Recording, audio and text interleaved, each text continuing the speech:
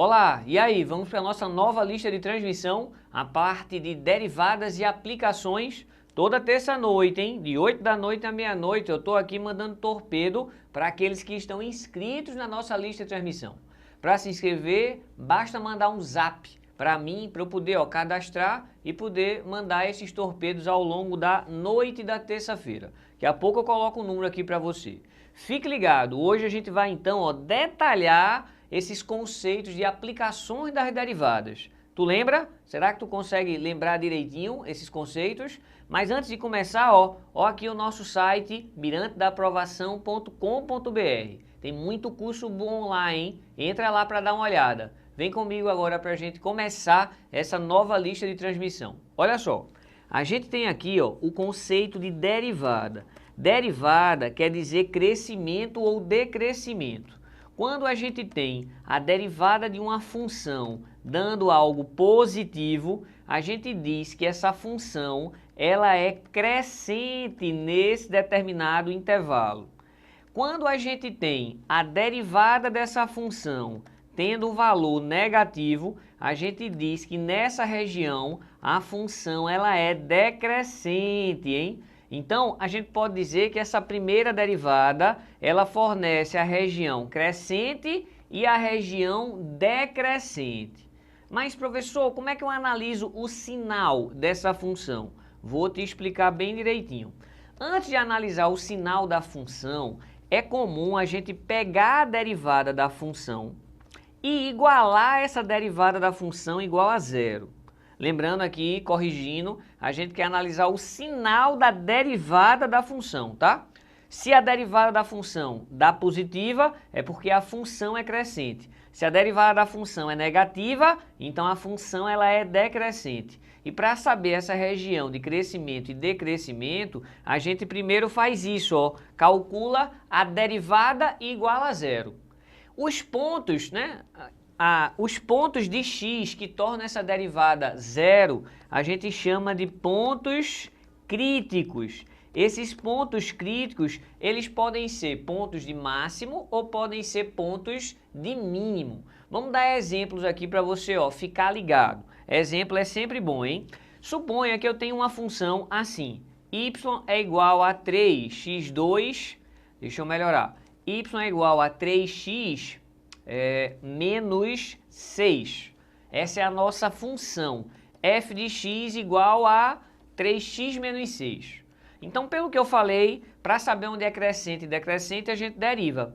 Então, nesse caso aqui, se eu derivar essa função, vai ficar simplesmente 3, a derivada dessa função. E aí a gente está concluindo que a derivada da função, ela é sempre positiva. E se a derivada da função é sempre positiva, é porque essa função ela é sempre o quê? Sempre crescente. Não precisou igualar a zero, tanto que não tem como igualar a zero. Não tem. Se igualar a zero, não dá. É impossível nesse caso. Mas esse é um caso muito simples. Isso aqui a gente já sabia, na verdade, que era uma reta. A gente já sabia que como o cara que multiplica o x é positivo, é uma reta crescente. Exatamente. E o que a gente pode dizer mais é isso, né? Agora a gente vai pegar um caso um pouquinho melhor para a gente poder entender mais. Vamos pegar uma funçãozinha do segundo grau. Y, f de x, que é o nosso y, ele é, por exemplo, x2 menos 4. Então a gente tem aqui uma parábola. Então vai ter uma região de crescimento e uma região de decrescimento. Mas a gente vai fazer através desse método da derivada. A gente deriva a função em primeiro lugar. Derivar a função, nesse caso, dá 2x, beleza? Agora a gente pega e iguala essa derivada a zero. Então, se a gente igualar essa derivada a zero, a gente encontra que 2x é zero, logo x é igual a zero. Aí, quando a gente acha esse ponto que torna a derivada nula, esse ponto pode ser uma região de máximo ou pode ser uma região de mínimo. Ele é o nosso que a gente chamou de ponto crítico. Mas, professor, como é que eu vou saber se ele é máximo ou é mínimo? Aí é onde está o motivo desse exemplo. A gente discutiu o sinal da derivada. Então, veja, essa função aqui, ela representa a derivada de f. Eu já sei que isso aqui é uma reta. E como esse cara é positivo, é uma reta crescente. Então é uma reta crescente e esse ponto é o ponto em que a derivada é nula. Esse ponto aqui, a derivada é nula em x igual a zero. Então, para x maior do que zero, esse gráfico está aqui em cima, é mais, e para x menor do que zero, esse gráfico está aqui embaixo, é menos. Agora você tem que lembrar que a gente está analisando, não a função, a gente está analisando a derivada da função. Então, ser negativo quer dizer que a função é decrescente e ser positivo quer dizer que a função é crescente. Ora, se a função decresce para depois crescer, é porque esse ponto aqui, ó, decresceu. Para poder crescer, esse ponto é de máximo, é de mínimo. Esse ponto aqui é um ponto de mínimo na história. Então, a gente descobriu que x igual a zero representa ponto de mínimo. Mas, professor, tinha uma história de mínimo absoluto ou mínimo relativo. Como é que a gente discute isso?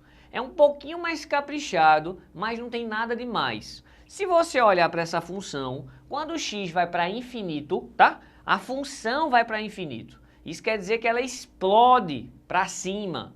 Quando o x vai para menos infinito, ela explode para cima também, não é uma parábola? É uma parábola com cavidade para cima, ó, ela explode para infinito e infinito aqui. Isso quer dizer que esse ponto é o menor de todos, então é um mínimo absoluto, beleza? Então esse x igual a zero, ó, se a gente substituir isso, ficaria f de zero, ó, 0 ao quadrado menos 4. Esse é o valor mínimo da função. Esse valor mínimo da função ocorre quando x é igual a zero. Sacou a ideia? Vamos dar continuidade para a gente ampliar mais, tá? Então a gente acabou de discutir, ó, o conceito que fala a respeito de crescimento e decrescimento, que é a derivada da função. Com a derivada da função, além de obter a região de crescimento e decrescimento, a gente consegue achar os pontos de máximo e de mínimo. Basta fazer a primeira derivada igual a zero. O que a gente precisa, então, fazer a mais é a segunda derivada. A segunda derivada vai dar uma outra informação muito importante. Quando a gente tem a segunda derivada na mão, se essa segunda derivada ela for positiva, isso quer dizer que a função tem uma concavidade para cima. A gente chama de uma região côncava. E se ela tiver segunda derivada negativa, a concavidade é para baixo, que é uma concavidade, a gente chama que ela é convexa, que é côncava, que ela é convexa. Mas o lance que a gente vai utilizar sempre é isso. Meu irmão, se a segunda derivada é positiva, a concavidade é para cima. Se a segunda derivada for negativa, a concavidade ela é para baixo. Então quer dizer, professor, que a segunda derivada fornece para a gente informações sobre a concavidade. Exato. Mas aí eu vou precisar então analisar o sinal. Isso. E para analisar o sinal, você precisa pegar essa segunda derivada e igualar a zero. É com isso daqui que você consegue analisar o sinal da segunda derivada, beleza? Aí, esses valores de x que tornam essa segunda derivada igual a zero, eles podem ser os chamados pontos de inflexão, desde que exista mudança da concavidade. Toda vez que ocorre a mudança da concavidade, está havendo aí a história do ponto de inflexão, desde que esse ponto não seja uma indeterminação. Dê um exemplo, professor. Bem, aquela parábola que a gente acabou de pegar, f de x igual a x2 menos 4. A gente calculou a primeira derivada, ó, já deu 2x. Se eu calcular a segunda derivada, a gente vai ter aqui, ó, simplesmente 2. Esse 2 é sempre positivo. Sempre positivo quer dizer que a concavidade é sempre para cima. Sim, era uma parábola com concavidade para cima, professor, já sei. Mas isso vai ajudar em questões mais sofisticadas, que será a nossa próxima aula. Beleza? Valeu!